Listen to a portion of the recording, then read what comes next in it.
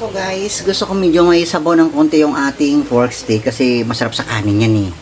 Pero medyo i-reduce lang natin ng konti yan. So magkanda tayo ng sibuyas, no? Kasi actually luto na yung ating pork.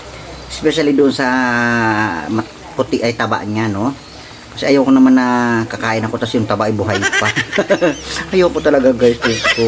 Kaya nga sabi kong ganoon, gusto kong lutong-luto yung taba kasi nga I love taba. Pero ayoko naman kumain na medyo malasado lang yung pagkaluto ng taba, no? Ewan ko lang sa iba kasi yung iba kinikilaw pa nga yan. Pero ako ay no need, ay no talaga. So yan ang ating pork steak, no? So bye!